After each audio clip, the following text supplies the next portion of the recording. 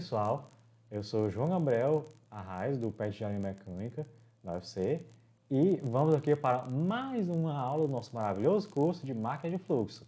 Assunto de hoje, e atenção porque é bem grande, escoamento laminar completamente desenvolvido entre placas paralelas infinitas, uma placa superior movimento com velocidade constante, U. Ou seja, em vez de ser as duas paradas, como na aula passada, a de cima está se movendo agora. E o que é que a gente vai ver hoje? O conceito disso aí, a dedução das expressões que a gente fez na aula passada, e aí um exercício sobre o perfil de velocidade nesse caso. Vamos então contextualizar o que a gente fez no vídeo passado. Um exemplo dessa situação, que tem uma placa parada e a outra se movendo, é uma causa de deslizamento, como do virabrequim do motor do carro, em que a gente tem o cilindro interno deslizante e o mancal, provavelmente dito, por fora, estacionário. Novamente, a situação de folga pequena nos permite modelar como se fossem placas infinitas. Aí, como na vez passada, é importante saber a taxa de vazamento e para isso tem que saber entender o campo de velocidade. E o que é que muda na vez passada, então? É a constante relacionada à placa superior. Basicamente isso. Até o momento que a gente vai de utilizar as constantes, é o mesmo movimento que, por causa disso, não vou repetir aqui. O que muda, essencialmente, é essa parte. Então, a gente tem aqui o desenho do volume de controle, do modelamento da aula passada, que aqui, com um toque de mágica, vou trocar para o dessa aula, em que a gente tem aqui a placa se movendo com U. E aí, então, oficializando, as condições de contorno são em y igual a 0, U0, e em y igual a U igual a Uzão, que é a velocidade nula embaixo e provavelmente a Uzão em cima. Então, como eu falei, até o momento da determinação das constantes, é a mesma coisa. Então, a gente já pode pegar a partir da equação 7 da aula anterior. Olha que massa. Vocês lembram que foram 10 equações para a gente chegar no perfil de velocidade? Agora a gente já está começando a partir da sétima. A gente está pegando um atalho. E aí, vamos lá. Aplicando as condições, tem o seguinte. Para a primeira, que é relacionada à placa inferior, que não muda, a gente obtém que C2 é igual a zero. Bem simples, é sempre uma grande alegria quando a constante é igual a zero, que sua vida fica mais simples. Pelo menos eu sinto essa grande alegria. E no outro caso, em que a velocidade é Uzão, constante, a gente vai basicamente trocar o U por Uzão, e onde tem Y por A, e aí reorganizando, a gente tem que C1 é igual a essa coisinha feia aqui do final, se vocês conseguem ver. E aí pronto. A substituição das constantes na equação do perfil de velocidade resulta na expressão abaixo, como vocês podem ver aqui. E após multiplicação, cancelamento do T, rearranjo de elementos, enfim, burocracias, a gente chega na versão final, mais simples, que é essa daqui, que é basicamente a expressão da vez passada do perfil de velocidade, somando com Uzão vezes Y sobre Azinho. Tanto é que se você coloca o Uzão como zero, que seria o caso da placa estacionária, as duas, a gente obtém o mesmo perfil de velocidade do primeiro caso. Isso vale para todos os outros elementos que forem deduzidos, que tivessem deduzidos aqui. Se você substituir o Uzão por o zero, vai voltar a ser o que era antes. E aí vamos então para a adição de deslizamento. A gente sabe que a adição de deslizamento é dada por μ vezes du dy. E a gente acabou de descobrir o U. Então a gente deriva o U, multiplica em relação a y, multiplica por μ e está aí. Obtém-se a tensão de deslizamento, esse valor aqui. Vazão. Como foi visto na aula anterior, a vazão é dada dessa forma. De novo, a gente tem o U. E aí é substituir e integrar.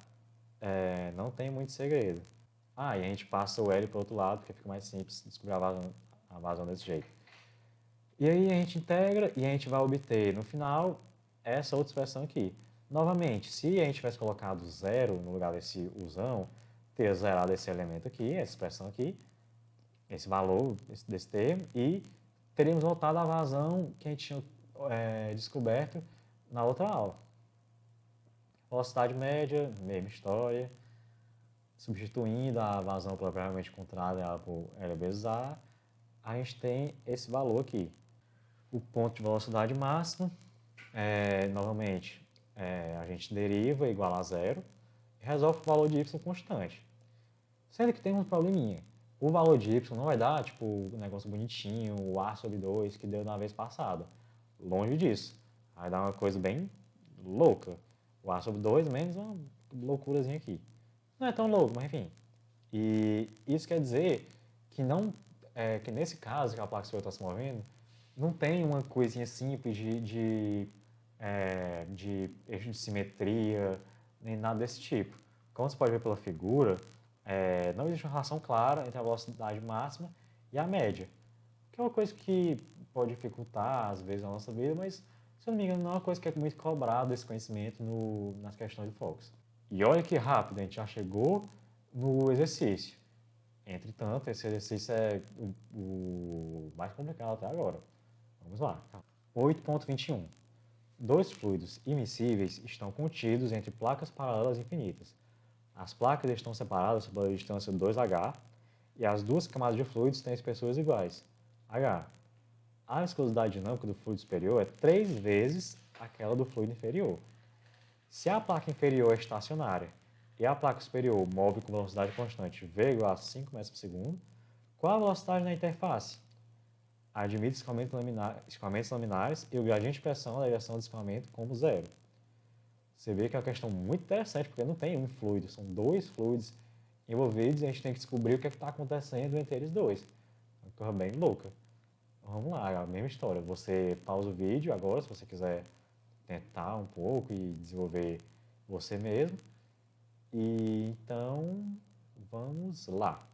Então, qual é a lógica, basicamente? A gente tem que descobrir expressões para o perfil de velocidade de cada líquido que a gente vai relacionar por meio de condições de contorno, que a gente vai ter 4 dessa vez, porque vai ter da parte de baixo, da placa de baixo, da placa de cima e do que estiver acontecendo no meio delas. Então, vamos atentar ao enunciado. Muito importante o que ele fala do gradiente de pressão ser zero. Lembra do que eu falei na aula passada de que a derivada da tensão de isolamento em relação a y ser igual ao gradiente de pressão? Pois é, como o gradiente de pressão é zero, a derivada da tensão de isolamento também é zero. Isso quer dizer que μ vezes a derivada segunda de U, novamente, zero, e enfim, tudo isso vai levar ao fato de que du dy é igual a zero. Aí, para o caso da primeira velocidade, quando a gente integra, a gente vai obter que U1 é igual a C1y mais C2, porque na forma de derivada ela é constante, igual a uma constante, a gente integra, vai surgir um outro constante. E para o outro líquido, a mesma coisa, sendo que vão ser constantes diferentes. A gente vai ter C3 e C4. Vamos então às múltiplas condições de contorno. Na placa inferior, altura zero, temos que a velocidade é zero. Na superior, temos que a velocidade é igual a usão. Entre elas, temos que a velocidade do fluido 1 é igual à velocidade do fluido 2.